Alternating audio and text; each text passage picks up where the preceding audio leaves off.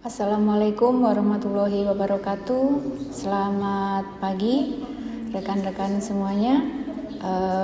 Pada kesempatan kali ini saya akan mengimbaskan tentang materi di Guru Belajar seri AKM.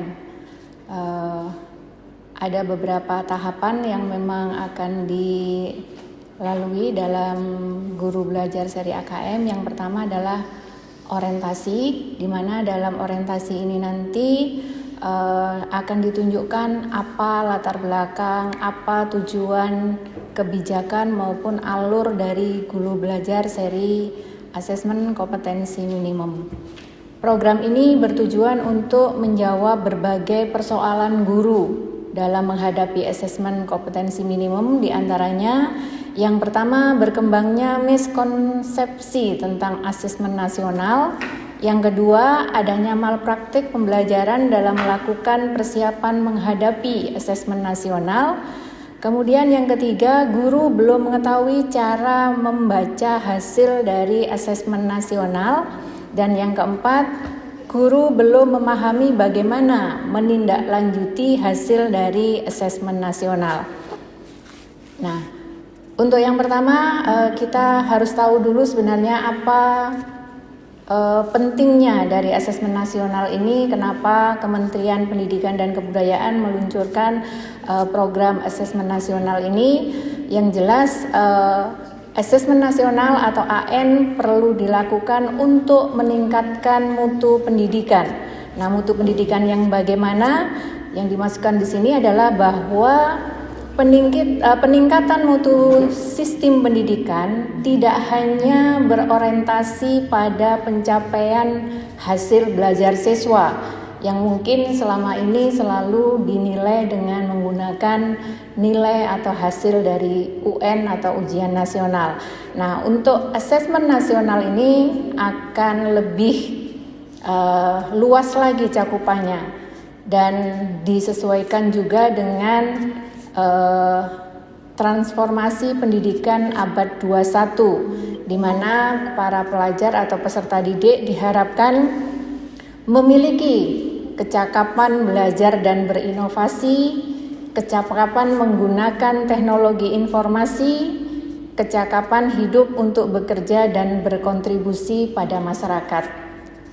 Nah, di samping itu juga ada bahwa untuk program asesmen nasional ini dilatar belakangi adanya hasil dari PISA yang membuktikan bahwa kemampuan belajar siswa pada pendidikan dasar dan menengah kurang memadai.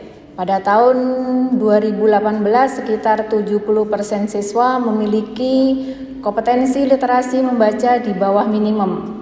Oleh karena itu dari kementerian membuat penilaian dengan cara asesmen kompetensi minimum ini. Nah, tadi seperti yang saya sampaikan bahwa asesmen kompetensi minimum ini mengacu juga untuk para siswa diselaraskan mempunyai kecakapan abad 21 yang ada 3 hal tadi ya. Di samping itu juga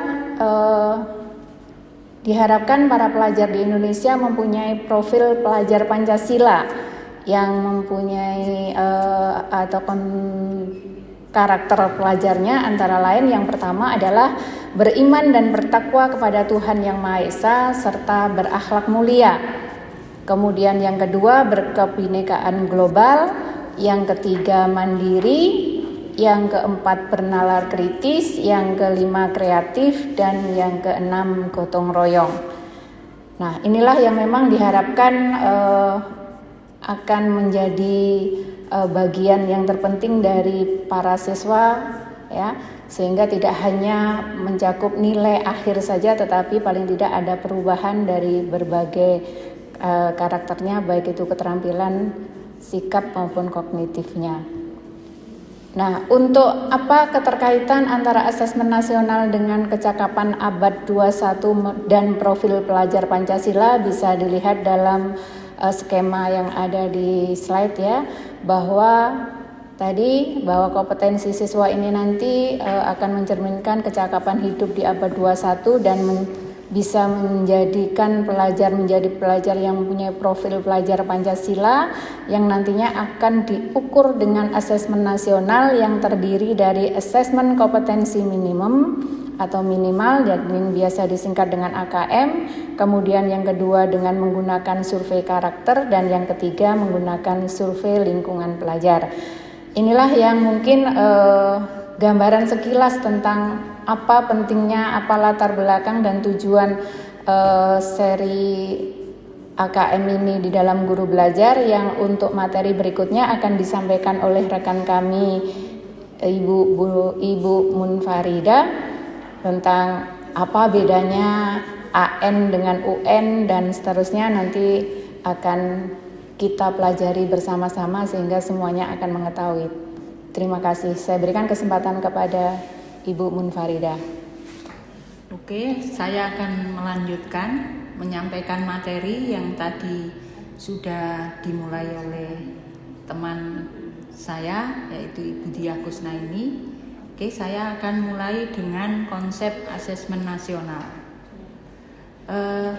Instrumen yang penting di dalam asesmen nasional itu yaitu AKM, asesmen kompetensi minimum, kemudian survei karakter, dan survei lingkungan belajar. Asesmen kompetensi minimum itu mengukur kompetensi mendasar, literasi membaca, dan numerasi siswa. Kemudian survei karakter itu mengukur non-kognitif, sikap, nilai, keyakinan, dan kebiasaan yang mencerminkan karakter siswa. Yang ketiga, survei lingkungan belajar yang mengukur kualitas berbagai aspek input dan proses belajar mengajar di kelas maupun di tingkat sekolah. Selanjutnya, tujuan dan manfaat asesmen nasional.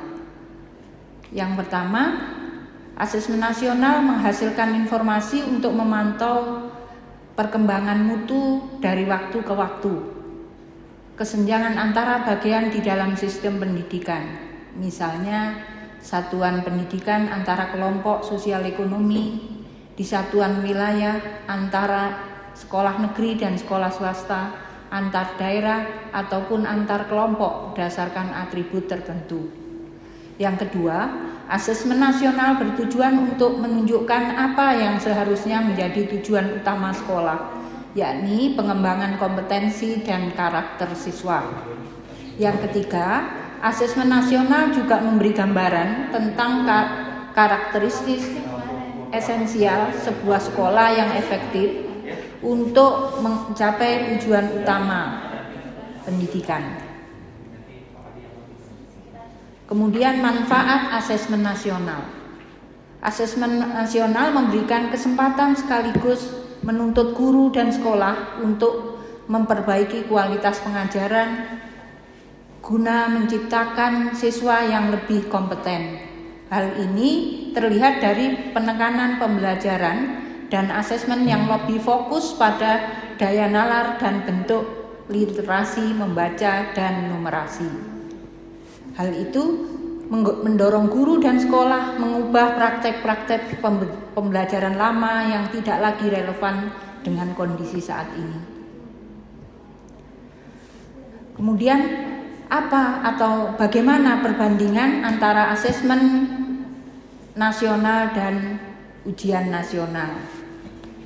Dari tujuan pelaksanaannya, yang pertama, asesmen nasional itu untuk mengevaluasi mutu terkait dengan sistem satuan pendidikan. Kalau UN itu untuk mengevaluasi individu atau murid. Kemudian jenjang penilaian. Kalau asesmen nasional itu untuk kelas yang di tengah, ya. Tapi kalau UN itu kelas akhir, baik SD, SMP maupun SMA. Kemudian, ya, levelnya kalau tadi asesmen nasional itu kalau UN di jenjang akhir Kalau asesmen nasional di jenjang yang tengah. Untuk SD itu kelas 5, untuk SMP kelas 8, dan untuk SMA kelas 9. Kemudian kalau UN itu di akhir jenjang masing-masing tingkat satuan pendidikan. Kemudian subjek siswa. Kalau asesmen nasional itu survei, kalau ujian nasional itu keseluruhan semua siswa, ya. Kalau survei itu sampling, kalau ujian nasional keseluruhan siswa wajib ikut. Kemudian model soal, kalau asesmen nasional bisa mulai dari PG, pilihan ganda kompleks, melengkapi, ya, isian singkat dan uraian. Kalau UN itu pilihan ganda dan isian. Kemudian sasaran penilaian. Kalau tadi sasaran penilaiannya, kalau AM tadi ada AKM itu meliputi asesmen literasi, numerasi, survei karakter dan survei lingkungan belajar. Ya. Tapi kalau UN itu penguasaan terhadap mata pelajaran tertentu, ya. Kemudian metode penilaian. Kalau penilaian, ya memang dengan komputerisasi sama, ya. Nah, saya kira itu perbandingan antara asesmen nasional dengan ujian nasional. Terima kasih. Selanjutnya akan disampaikan oleh teman saya, Bapak Rois. Terima kasih. Assalamualaikum warahmatullahi wabarakatuh.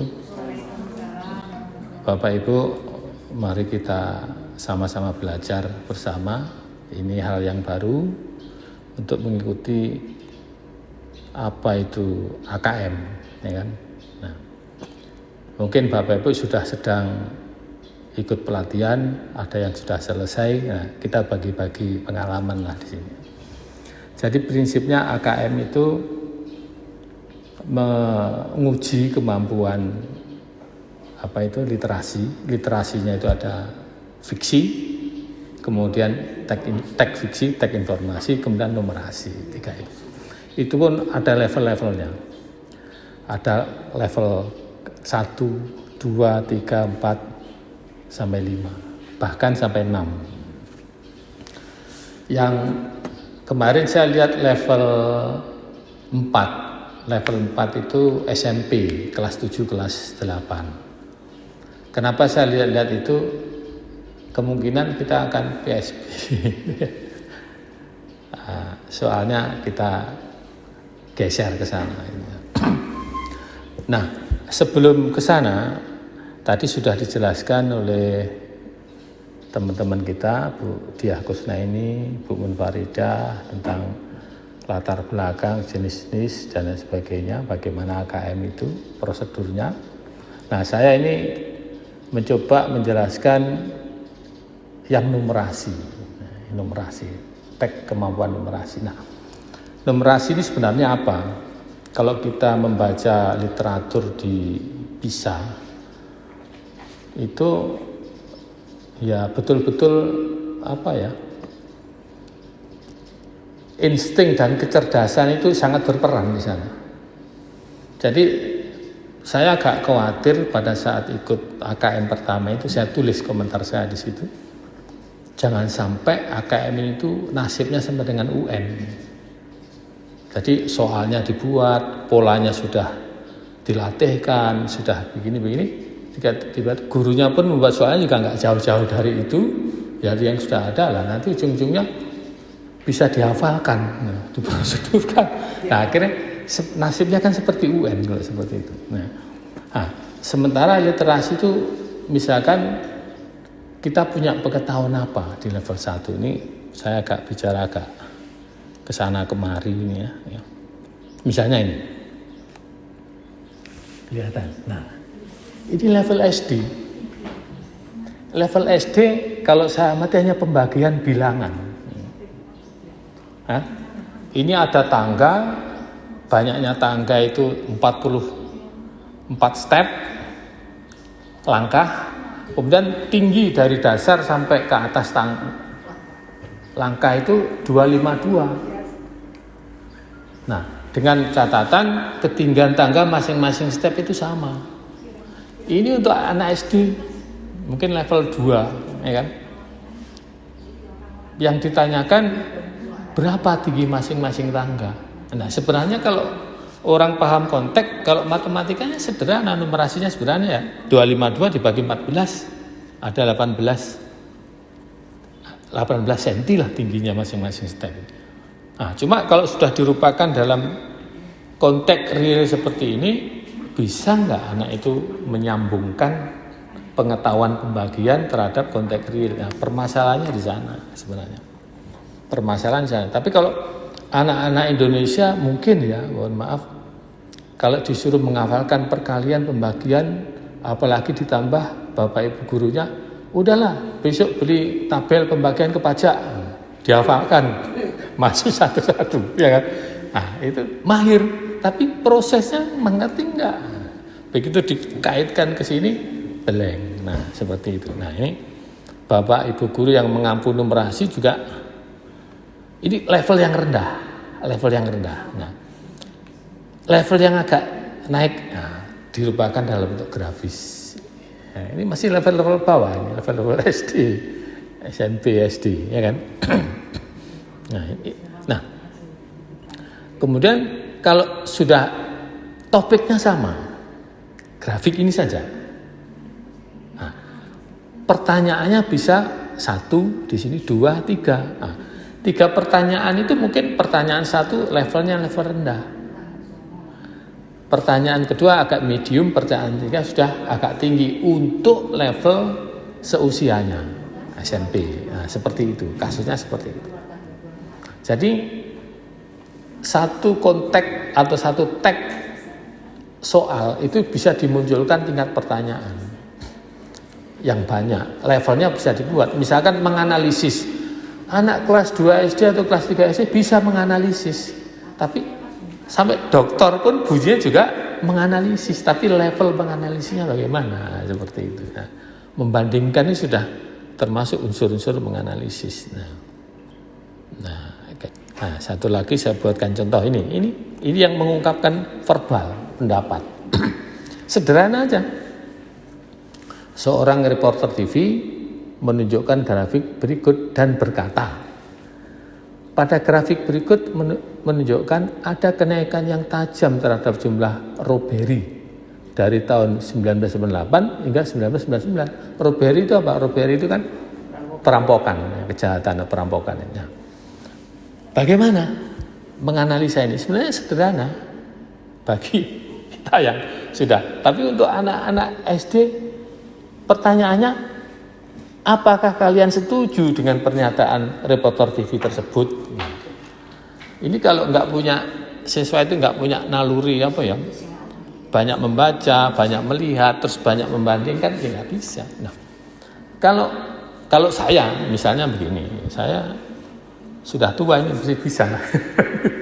Dari 98 ke 99 naiknya tajam. Mungkin informasi itu benar. Jadi pendapat itu bebas. Anak-anak menjawabnya bebas. Saya nggak setuju, misalnya boleh. Alasannya tapi masuk akal. Kenapa nggak setuju? Kalau mengatakan dari tahun sekian dan sekian itu naik tajam, harus ada bandingannya. Dikatakan ini tajam, apa bandingannya? Nah, misalnya begitu. Ini kan tidak ada, hanya tunggal datanya. Nah, ini kan kritis. Ada yang mungkin setuju, ya mungkin si reporter TV itu membandingkan dengan tahun sebelumnya atau bagaimana, atau tahun yang sama di negara lain. Nah, bisa jadi seperti itu. Cuma reporter TV-nya tidak menampilkan seperti itu. Jadi di sini anak-anak itu bebas berargumen, tetapi argumennya betul-betul yang masuk akal. Nah, kira-kira seperti itu. Nah, jadi saya katakan tadi mesti ada unsur apa? Insting dan kecerdasan di situ mengulas itu. Jadi coba dampaknya ke apa? Ke kita kalau mengajar matematika. Mohon maaf ini, kalau kebanyakan orang, anak-anak ini kalau kita tanya satu persatu waktu kita mengajar, kalau kita jelaskan konsep itu agak kurang tertarik. Tapi begitu dijelaskan contoh soal prosedurnya, baru dia agak tertarik dan berharap soalnya nanti mirip-mirip seperti itu. Nah, kalau soalnya sudah lain sama sekali, kalau konsepnya tidak dipegang, ya otomatis kehilangan tongkat. Orang buta kehilangan tongkat. Ya, seperti itu. Nah, ini pesan kita terhadap Bapak Ibu guru yang mendalami atau menyampaikan hal tentang numerik, matematik, fisika, atau kimia, dan lain sebagainya, harus mengalami perubahan pembelajaran. Selama ini soal ke UTBK, soal ke ujian nasional itu pola-polanya kan hampir mirip. Yang kalau soal bahasa Inggris sempat mirip, sebenarnya kan beginilah kira-kira ya. Kalau kita jumpai di PISA itu nggak ada yang mirip soal itu. Dari selalu berganti, selalu update. Topik nalarnya selalu baru. Nah, seperti itu. Soal selesai dilempar, selesai ujian itu sudah dibaca siapa saja boleh. Paham. Berikutnya, tahun berikutnya muncul 3 tahun lagi, tidak ada yang membuat soalnya susah. Nah, kira-kira demikianlah Bapak Ibu guru, mudah-mudahan sedikit yang kami sampaikan ini bisa kita kembangkan. Nah, yang terpenting kita kerjasama untuk saling melengkapi kekurangan-kekurangan kita yang ada. Terima kasih. Assalamualaikum warahmatullahi wabarakatuh. Terima kasih Bapak Ibu, Bu Diah Kusnaini, Bu Munfarida, dan teman-teman sekalian sudah mengikuti pengimbasan tentang AKM, yaitu pada intinya begini Bapak Ibu, pengetahuan ini bisa diakses dari mana saja. Ini kan sekedar berbagi pengalaman. Mungkin masing-masing punya persepsi yang sedikit berbeda, makanya kita imbaskan. Nah, yang terpenting Bapak Ibu atau kita semua lah, ya kan, mencari pengetahuan tentang AKM itu dari situs resmi ataupun kita berdiskusi dengan MGMP baik secara tatap muka maupun virtual. Nah, finalnya untuk apa? Finalnya tentu pembelajaran kita pasti mengalami perubahan. Tidak seperti yang dulu-dulu. Jadi kata kuncinya di situ. Hasil AKM ini pun bukan untuk menilai siswa, bukan untuk menilai guru, tetapi untuk mengevaluasi, merefleksi supaya pembelajaran kita mengalami perubahan. Nah, perubahan yang bagaimana? Nah, ini masing-masing kondisi tentu tidak sama. Intinya begini, kita bagaimana bisa mengungkapkan dalam pembelajaran itu proses-proses bernalar anak-anak ini bisa muncul. Jadi kalau dulu membuat soal bla bla bla bla disebut bla bla bla tergolong apa, sudah nggak lagi muncul yang seperti itu. Nah, soalnya pasti bernalar. Seperti tadi ibu-ibu juga menjelaskan ada kasus yang sebenarnya sederhana, konsepnya sederhana, tapi begitu dikaitkan dengan kehidupan sehari-hari agak sedikit rumit. Sebenarnya nggak rumit. Butuh pengetahuan memahami konteks teks baik yang tersirat maupun yang tersurat. Nah, ini pesan yang terpenting buat kita semua Bapak Ibu guru.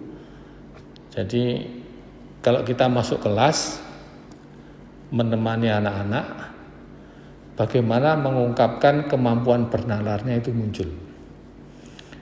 Nah, hal-hal pengetahuan cepat atau lambat silahkan anak-anak dilatih untuk gerilya sendiri di medsos. Kalau Bapak Ibu punya tulisan, kasihkan ke anak-anak biar dibaca. Kemudian diklarifikasi. Setelah itu kita implementasikan ke dalam kehidupan sehari-hari yang berdasarkan nalar. Nah, kira-kira itu poin utama dari AKM, ya kan? Baik Bapak Ibu, pada hari ini kita telah melakukan pengimbasan kepada di antara kita semua. Sudah ada diskusi tanya jawab tadi. Mudah-mudahan tidak berhenti di sini. Kapan saja kita jumpa, tidak jumpa pun bisa menggunakan virtual connection, ya kan? Untuk saling berdiskusi, bisa di grup pembelajaran kita, bisa di grup MGMP, untuk selalu mengupdate pengetahuan, pemahaman tentang AKM. Kira-kira demikian yang bisa saya sampaikan. Mungkin Bu Diah akan menambahkan. Bu Muntaridah. Terima kasih. Kalau tidak ada, kita akhiri. Assalamualaikum warahmatullahi wabarakatuh.